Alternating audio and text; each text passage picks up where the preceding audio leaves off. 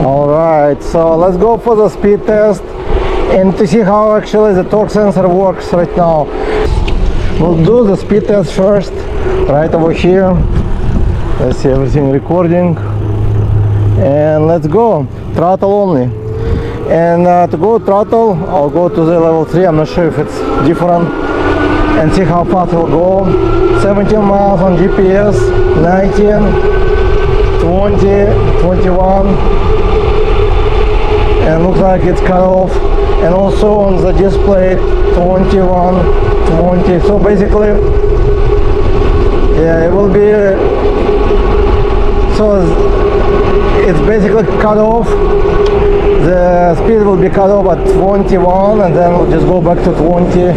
So kind of safety for this bicycle. Also, to start the throttle, you have to pedal first, just a little bit, to start move. So you have to move to the mile, like first mile, like speed 1 mile, 2 miles per hour, and then use the throttle. It will not use the, if I press right now on throttle, it will not work. So don't be afraid that your bike is broken. It's just safety feature. Actually, it's a great feature because a lot of people are getting problems with the throttle, getting crazy. So it's a very good feature. So now we're gonna go for the speed test with pedal assist. I'm gonna switch to gear number 7 for the first time. See if it's okay. Looks like on the gear number 7 and go.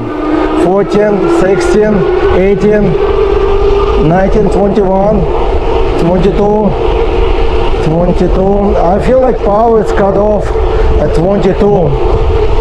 I can probably pedal it faster, but 23 on display.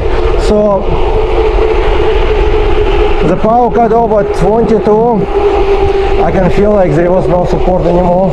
So basically it's 22 miles an hour. And now I'm gonna do another test after I change to 25 miles an hour in settings. And I'll separate small video how to make the change. The company does not recommend to change actually to 25 miles because it will affect of the battery range, of course, and some other function most likely. So let's go and see how the bike perform with 25 miles an hour, and if the throttle only can hit 25 miles an hour. So I'll go with GPS. It's about 9 miles an hour right now. 14, 18, 20, 25, 22, 23, 24, 25. So it did hit 25, pretty good, but now it's only going like 24, 25. So I think it can go faster, but the way it's programmed up to 25 miles an hour, based in so you cannot go anywhere faster unless you probably replace the controller, because the controller usually programmed at the factory. And if you can get to computer and program it, then you might go faster because the motor looks like it can go faster as well. But let's go to see how fast it can go with pedal assist level 3. And I'll change the gear to 7. And this bike comes with a torque sensor, so I need to pedal it in order to go fast. So it's about 16, 18, 20, wow, it's pick up very nice. 22, 23, 24, 25, 26. And I can feel it already. So it's cut off at 25, pedal assist as well. So if you change to 25 miles an hour, you will get 25 maximum with throttle only or pedal assist. And that's not bad actually for this type of bicycle. Also for the brakes, mechanicals. So let's go and check the brakes. And also torque sensor kind of better for long distance who wants to get some exercise as well, because it's giving more natural biking experience. If I pedal like right now slowly on the gear numbers, on the pedal assist level 3, nothing will happen most likely. Like I will just go about 10 miles an hour, almost like without pedal assist. But if I push, then the motor will start to kick in, and then it will increase the speed. And that's the difference between cadence sensors. When you have cadence sensors, if you pedal slowly even, it will kick in. So cadence sensor is good for people who does not really want to sweat, who doesn't want to get like exactly the same experience as you riding regular bicycle just with assist. So torque sensor is better for many people who want to ride the bicycle as exercise, and it's also good for somebody who is new to bicycle, electric one, so it will not be as crazy, give you jerky ride. It's very smooth ride, gonna be more natural, like more smooth assist level, and the battery life will be much better as well, because it only will use as much power when you push the pedals, unless you use the throttle only. So let's try to ride this bike without power, and I'll shift to gear number 5 and to see how easy and if you can actually ride it. And so far I'm on 0 pedal assist, so there's no power, only my legs spinning the wheel like pedals and going about 10 miles an hour, which is very good.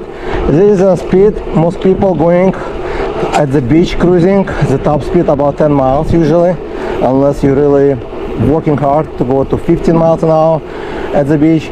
But 15 now it's all about 11. So, and it's very nice effect. So basically, if you buy this bike, it will be almost as traditional bike with assistance. And if you're looking for something natural, like as traditional but with assistance, highly recommend to check it out as well. And let's see how the brakes works. So I'm gonna switch back to pedal assist level 1 and go probably make a U-turn over here, and let's go and see how the brakes. So I think the brakes should be fine, mechanical, up to 25 miles an hour, but let's check it out. I'm gonna go to 25 miles an hour and then I'll brake. 21, 22, 23, 24, I guess 25, and I'll brake. So the braking, of course, not as perfect and not as great as hydraulic brakes, but they're still decent for this type of speed. And again, it's a nice bike to ride in the city, mountains. And please comment below if you want me to take it to the mountain and record the video in the mountains. So for position, this bike is pretty good as well. Comfortable for me, 5'11". If you're taller, you may need to lift the handlebar a little bit higher. If you're shorter, you should be fine. And I think it's a great bike. One feature I didn't like, I'll show you as well. So the only one feature I don't like, when the stand open and the pedal will hit the stand right here, and I didn't like it. But it's kind of in the middle, so it's balancing the bike. So again, you can remove it completely. If you're planning to ride in the mountains, most professional bike don't even have the stand, so you might want just to remove it as well, or buy another one and attach right over here, most likely.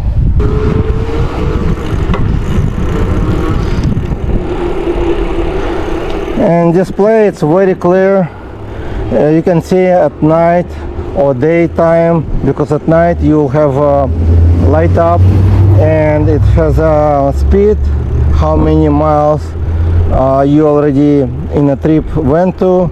Let's see what else. And also you have the battery on top. Since this bike has a torque sensor, and if you're planning to use the torque mostly, then you're gonna get a really good mileage on this bike.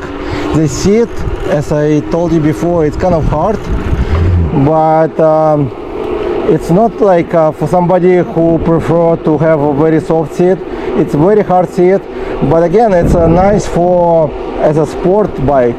I think I might even keep the seat if I go off-road, because I got used to road bicycles and they usually don't have like soft seats. So you may consider to upgrade the seat, but the rest of it very good. The handles is very nice, soft, and great grips to hold. Pretty wide, so it's very good to maneuver, and pedaling really great. I might keep this bicycle and just go for exercise in the morning or go like to the mountains, because it's very natural riding on this bike. It's not like many electric bicycles I tested before, where you get really pedal assist level. Over here you have to pedal, so you got a really nice workout if you want to. Otherwise you'll go kind of slow, like about 15 miles an hour, 10 miles an hour. But that's what I need actually to get some exercise, not just throttle only. But if you're tired, you can always use the throttle. And interesting that this throttle can go up to the top speed 25 miles an hour, even with me on top. And this bicycle have a maximum limit up to 220 pounds, and I'm 215, so basically I'm all the way to the top, almost to the maximum, and it still pull me very well.